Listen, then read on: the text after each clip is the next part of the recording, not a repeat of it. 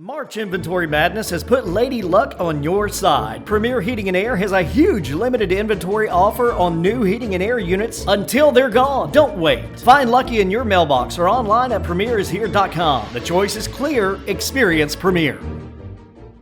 Ladies and gentlemen, welcome out. I got Coach Danielle Lothar, Coach Dwayne Lothar. We're here to talk about wrapping up the basketball season, coming off our past two games. We'll let both of y'all give y'all a chance to talk about those last two games. I'll start over here with you, Coach. Well, our last game was St. Francis, but we'll move on to the Pelham game.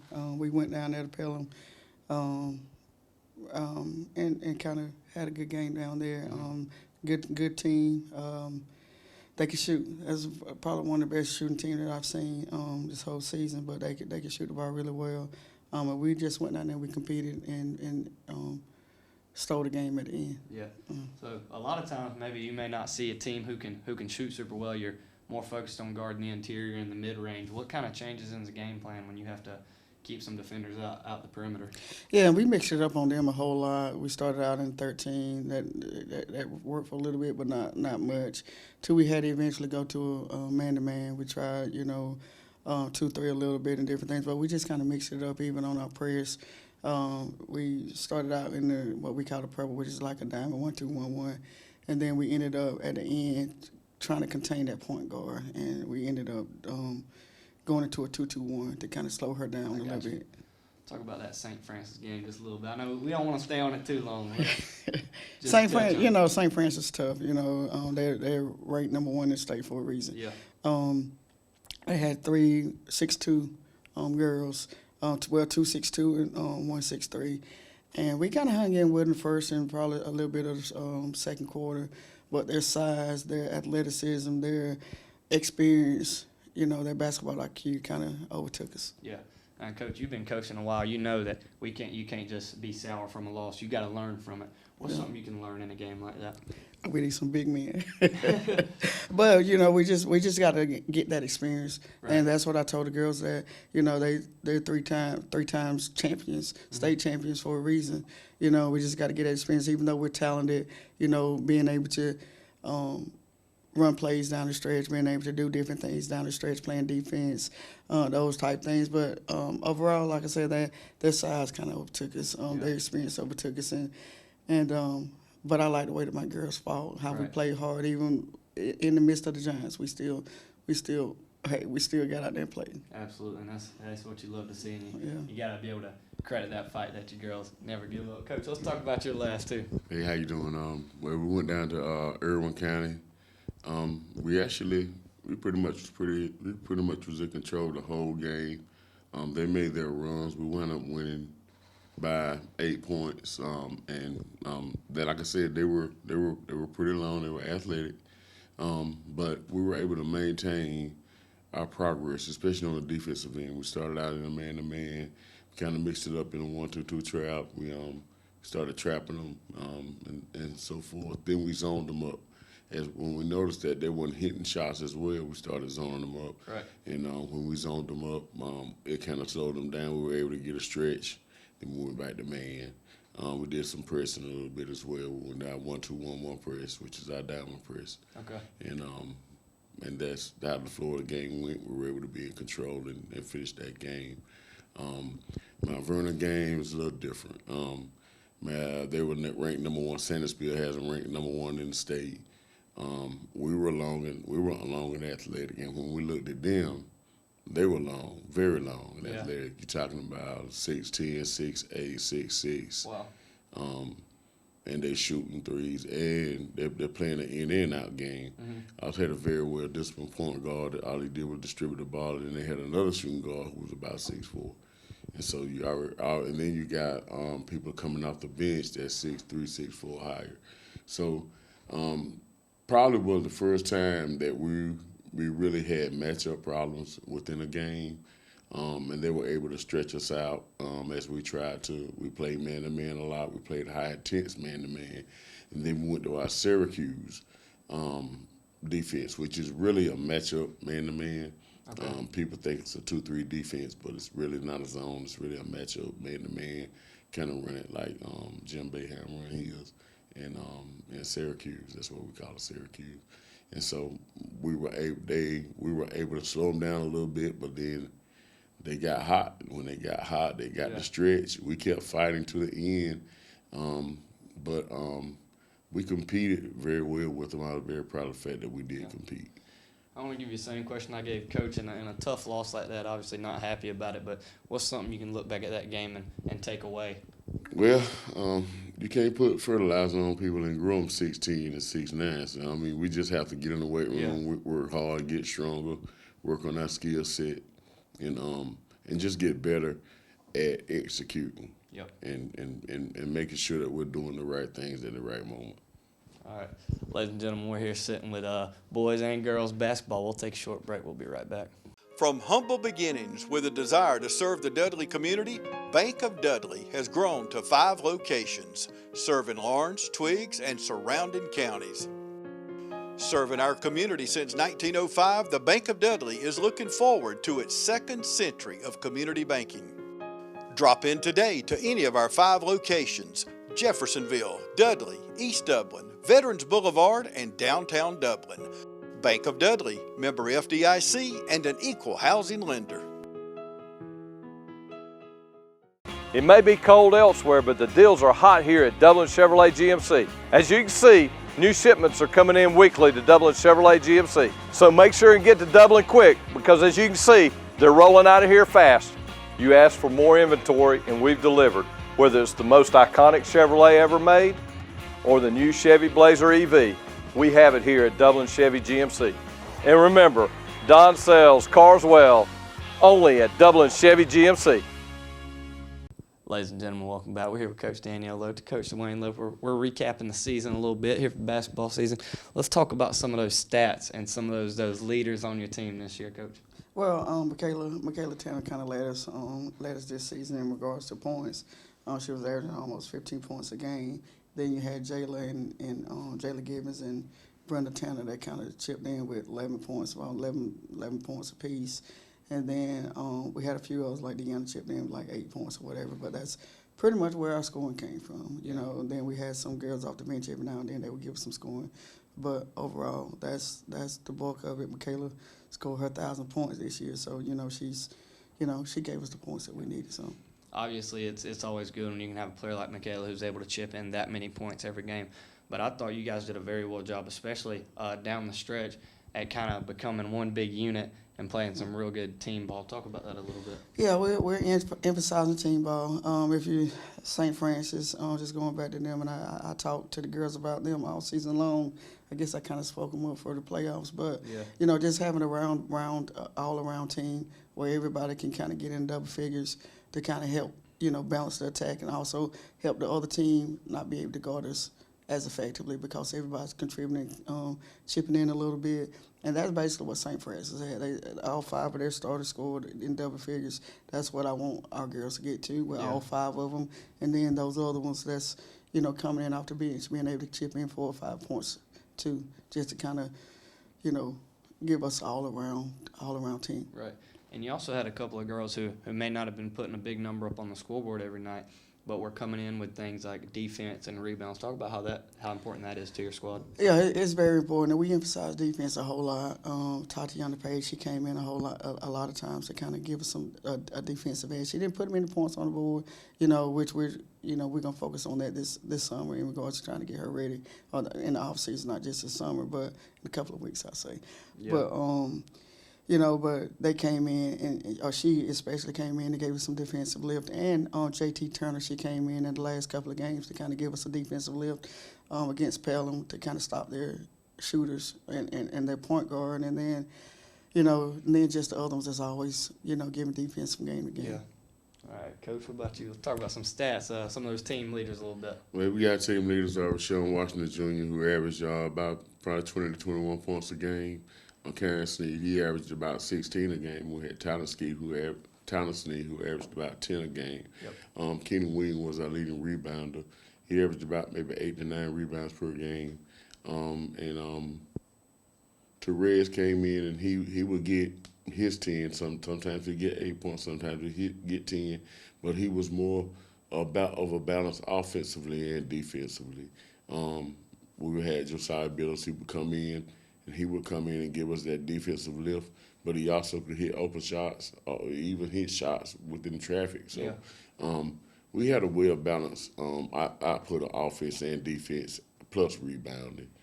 Yeah, now both of you have touched on defense a little bit, and I've talked to both some of the guys and some of the girls about how impressive your guys' defense is, both of y'all's teams, and how you're able to stay physical and apply the pressure but remain disciplined at the same time, so you're not getting into foul trouble. Coach, touch on that a little bit, how important that is and how you guys have been able to execute that so well. We struggled last year in regards to defense, and that was one of our main focus this year. Our guards playing defense, and not just them, but the whole team having a collective effort in regards to defensive end. That's what we focused on. That's what we drill, even in our practices, the defense, because we are a small team. So we have to rely on our defensive intensity, getting steals, getting out in the fast break, those type of things, just to be successful. And with Jayla and Deanna, getting the rebounds and different things like that, so that we can start our fast break off of those block shots that they may get or the rebounds that they may get to kind of help us even on the defensive end to kind of seal everything off. Right. When you have a big possession, you need a steal, you need a stop. Who are those girls, or maybe one or maybe multiple, who are communicating where everyone needs to be, how everyone needs to be set up? Who are those kind of vocal leaders on defense? We're still working on the vocal part. Okay. We're still working on that, but but as far as the top of the line in regards to defense, and especially in our press, Michaela Tanner usually does a great job of getting those steals up top. Yep. And then you'll have in that second level or third level, you'll have Deanna getting those steals in the back. Michaela led the team in regards to steals. Deanna was the second leader in regards to the steals. And then we had those other girls that kind of, play their role. Once the steals were gotten, or once we got those steals, then they would just kind of leak out and, get that fast break or whatever they needed to do to kind of help the team. Right. Coach, let's talk about y'all's defense. Equally as good a defensive year. Talk about it. Yes, we stressed a lot on the defensive end because we knew we could have offensive output. We just had to improve more defensively, being able to stop people, being able to not only stop people, but like change the momentum of the games. With steal-wise, our steal-wise, when we talk about steals, we had Tyler C. He was leading in steals per game, which is kind of surprising to everybody. But Tyler will lead us in steals. Josiah will get some of those steals as well. Kane will get some of those steals. Right. So we had a balance of defenders that would get steals, but we also had a balance of defenders that would block shots. Rashawn probably led us in block shots, but Tyler would block shots, Kane would block shots, even Keenan would block shots. And so that was a combination of steals and block shots where we were able to protect the rim and also defend the perimeter as well. Keenan looks like a very important piece just from a fan standpoint to the team because, and you told me earlier on in the year, when a ball comes off the backboard, you expect Keenan to come down with it. How important was he being able to come down with all those rebounds every game? How important was that to your guys' success? Very important. It kind of gelled us together. When he got back on the team, he just moved smooth right on into what his role was. He knew exactly what his role was. He knew how to play the game, and he's a very good rebounder. With that being said, not only did he rebound the basketball, he kept a lot of the balls alive. He kept a lot of the possessions alive. Sometimes he would tip them to other people instead of grabbing them. He would tip them. Sometimes he got in the habit of tipping it too much. Yeah. And I would tell him, just get the rebound. Because you're right there, so just get the rebound. But a lot of times if he would keep the ball alive and they would tip it, and we would get a lot of offensive points off that because Tyler, Rashawn, or Karen, or even Therese would come and get those tip shots and wind up making plays out of them. You guys average a lot of blocks per game. Obviously, Rashawn's getting a lot, but you mentioned other guys jumping in there and getting blocks. And with a block, not only are you stopping a score, that brings some fire behind it, don't it, Coach? Definitely brings some fire, definitely brings some momentum. But then it makes our opponent second guess coming in there. Right. We're gonna have a block party. Yep. They're gonna second guess coming in there. They're gonna be kind of indecisive coming in there, especially when they're attacking the rim, or even if they're trying to get an open shot and we rotating and closing out. They're gonna think twice about shooting it and everything like that. And then once they do that, they start making mistakes. Coach, how do you have that balance of discipline but also aggression on defense? So like I said, you're not getting in foul trouble, but you're also, you're poking at balls. We're going for it. Yeah. Well, we have to stress the importance of moving your feet, yeah. being in position, being in a certain spot. And that's what we did this year. We had to stress the importance of adjusting to what calls are being made throughout the game. Once you adjust to those calls, you're able to get more comfortable with playing defense and knowing what to do in certain situations. Of course, referees are going to be on the hand checking. Yep. And so we stress the importance of moving your feet. We worked at it every day. Sometimes we did one-on-one drills. Sometimes we did three-on-three drills. Sometimes we did defensive slide drills. Sometimes we did closeout drills. But we kind of mixed that up along with that when practice, and that's why you saw it filtering throughout the game, because we were adamant about doing that and getting better at that. Because last year we was okay with it, but this year we really took it to the next level. And I'm sure, Coach, you would probably say kind of the same thing there, but I'm gonna give you that question as well. How do you balance the discipline on defense so you don't get in foul trouble, but then able to stay as aggressive as you guys are? Because, like you said, you guys were real heavy on the steal numbers this year. It felt like every time I'm up there with the camera, I'm back and forth because y'all ripping another one out. Talk about that, Coach. Hey, I had to remind the girls a lot to kind of stay out of foul trouble. We knew that we needed Jayla. We knew that we needed Deanna in the game. You know, so they were very aggressive on the defensive end. I know in the last few games or so that we had trouble keeping, especially Deanna, on the floor because she was aggressive and sometimes too aggressive. Yeah. But just keeping them to move their feet, you know, those defensive drills that we did in practice and different things like that. But like I said, last year we struggled a whole lot with the defensive end, especially when we played Lamar down there in Sweet 16 last year. And that's what we emphasized, you know, and a lot of girls bought into it. We still have some of the younger players that's still trying to grow and learn and develop and move their feet a little bit. Right. But that's what we're emphasizing. All right, folks, we're out here recapping the basketball season here at East Lawrence. We'll take one more break. We'll be right back. Count on the #1 realty company in Dublin and Lawrence County when you're looking to buy or sell a home or land. All of our agents, including Brian Howell, Charlene Lamb, Adam White, David Deves, Jennifer Bradley, Mark Bateman, Kim Thompson, Pamela Lee, Edie Webb, Jay Brantley, Jim Jarrett, Raina Duverly, Yvonne Robertson, and broker George Dirt are ready to serve you today for all your commercial, residential, or rental property. Call 478-272-1535 or stop by 1700 Veterans Boulevard in Dublin, or just log on to c21dublin.com and you'll be dealing with the #1 realty company in Dublin and Lawrence County, Century 21. Hi, I'm Dr. Dustin Gay. I'm a local orthopedic surgeon with Houston Clinic Orthopedics, and we'd really like to invite everybody to come out to our new office facility to take a look at it. It's a larger space with physical therapy, and we're just excited to have it, and we'd love for people to come out and visit us. Come by and see us today at our brand new location, the Houston Clinic, Medical Drive in Dublin. Ladies and gentlemen, welcome back again. We're here recapping the basketball season. I'm going to ask both of y'all, let's touch on some of those seniors who are moving on. And, well, not you, Coach, you don't got any. I'm looking over your way, but we're going to be right here. Let's talk about some of those seniors we got moving on and what's the team going to be like without them. Well, we got 4 seniors this year. We have Karen Sneed, Therese Sneed, Eric Durham, and also Keenan Williams. They're going to be hard to replace. Yeah. But we got guys coming up from not only the middle school, but the B team are going to be able to fill that role. And we're going to stress the importance of them able to not only fill that role, but take it another level, because we're going to need that coming in next year. With Keenan doing this thing with rebounding, we're definitely going to need guys that's going to be able to replace him to rebound. Right. Now, Cayenne leadership is just through the roof. Yeah. He led the team this year. He was vocal leader. Sometimes he would be the silent leader. And he kind of switched it up between him and Rashawn and Tyler.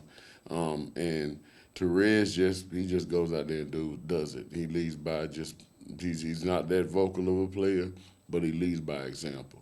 And those are the things that we're going to need to replace the guys that are leaving. Even though it's only 4, those are big pieces. Absolutely. Those are important pieces, because they only do more. You're talking about combination players that do a combination of things, not just scoring. And they know the importance of rebounding. They know the importance of playing defense. They know the importance of getting 50-50 balls during the moments of games. And so those guys that are going to replace them have to understand what their role is in order to fulfill it. Whether it be whatever category of basketball it is, they have to be able to perform and enhance and bring it to the next level. And, Coach, you touched on leadership a little bit. For the sake of going back and forth, we'll start over here. Coach, who are some of those leaders on your team, and who do you expect to take a leap next year and be some more leaders? I'm actually expecting for all three of those juniors that will be seniors next year to take that role on a whole lot more. With Jayla, Michaela, Brenda, I think our last game, I think they're realizing now, hey, I'm a senior now, so we really got to lead. But I'm just looking for them to, fill that role a little bit more next year, lead the team a whole lot more the next year, and not be afraid to get on to those other girls that may not necessarily be doing what they're supposed to do all the time. And now, what's some of those key characteristics and some of those things that you definitely want to see out of the leaders on your squad? I just want them to be more vocal, okay? I want them, and they understand that. We want them to be more vocal. We want them to hold everybody accountable, regardless of whether it hurts their feelings or not. Yeah. Because just like I told them, we're all on the same ship. We're all on the same. We need to make sure that we're all on the same page. And if somebody on your team's not doing what they're supposed to do, you got to hold them accountable, regardless of whether or not they get mad at you or not. That's a part of being a leader. And I think some of it was, even with those leaders, sometimes they were scared. They was kind of scared to make somebody mad or scared to, for somebody to get mad at them, those type things. But that's what we want next year, and that's what I'm expecting for them to provide for the team, because those younger players are looking for them too. Yeah. And, Coach, you know this, and because you've been in sports a long time, I know this coming through a couple of different programs. That, like you say, it may hurt your feelings in the moment, but you're going to look back and you're be like, man, I really appreciate that they were able to, say that, and then it eventually ended up helping you out, right? Exactly. Coach, let's talk about that leadership on your team, and who was it this year, and who you expect to step up next year and kind of take on that vocal role? This year it definitely was Rashawn Talon. I'm gonna say Rashawn Kane and Talon Sneed that helped lead the team. It kind of bounced off each other. Yeah. As some will be some vocal, some silent, but it would kind of bounce off them at different times. And that's what I expected out of them. I call them a three-headed monster, and they definitely were. This year, coming up, I expect Talon and Rashawn to lead more. But we also going to have some guys like Josiah Billis that's going to be able to help lead. Not only that, we've gotten Skylar Sneed back, so he's coming in as a sophomore. But I expect him to lead as well. Being that's going to be that floor general that's going to help us and balance us out a lot more. We got a certain lift from him, and he's able to do a lot of things through the floor because he's able to see it, and he's able to direct people more. He's going to be a floor leader next year. Right. It's going to help us out a lot. With him coming off a leg injury and the type of leg injury that he had, he was just able to facilitate more. So I'm looking for him to be a little more aggressive, a little more explosive in that sense of the word. Absolutely. All right, hey, Coach, let's talk about the overarching view of this season. What's something you want to take away from this season and then use it moving forward? I told the girls, and I actually sent them a text today, just telling them how proud I was of them, of their accomplishments, but not just that, but just them not quitting. Not giving up, even through us facing the Giants I called against St. Francis, in regards to that. But all during the season, we had some tough moments at practice, tough moments in games, and just proud of them for not giving up, not quitting, persevering, working hard, doing the things that we asked them to do, and then more. But I'm proud of those three. I call them seniors, but they're actually juniors. Those three juniors that kind of stayed the course, and kind of pushed, in a sense, those other girls to kind of be great, and I appreciate that, and they understand that.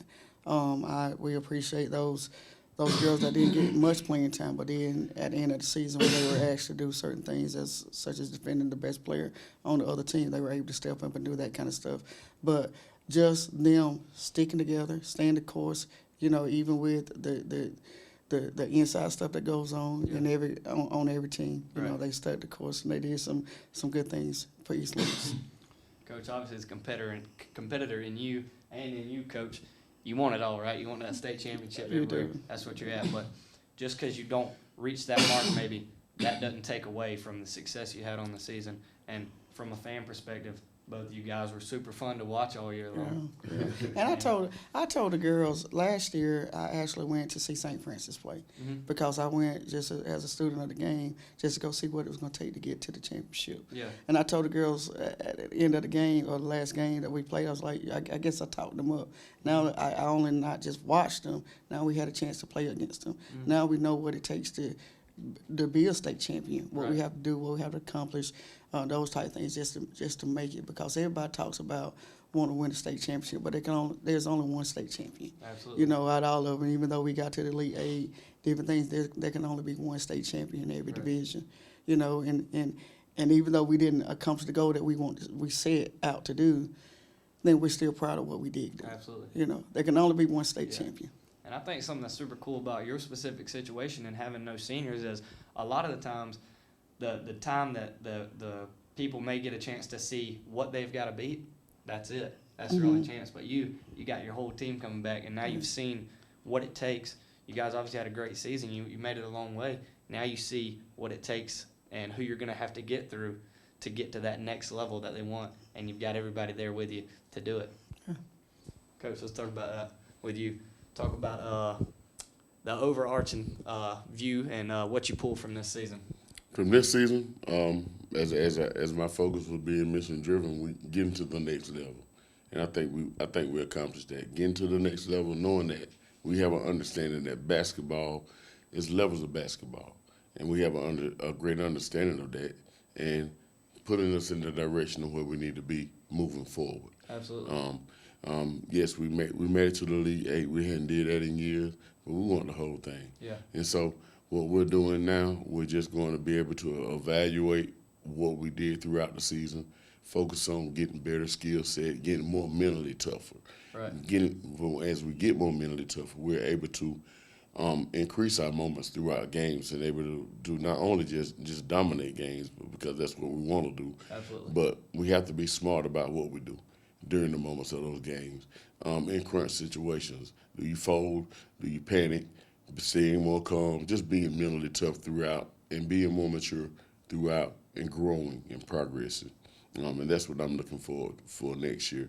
Right. We got a good nucleus coming back, but we also got a bunch of young players that's going to be really good as they move up, coming off a middle school championship.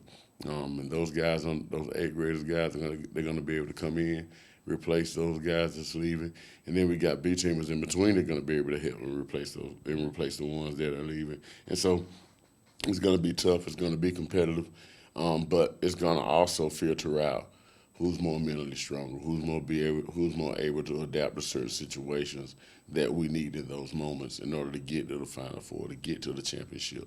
And so that's what we're going to be harping on, focusing on.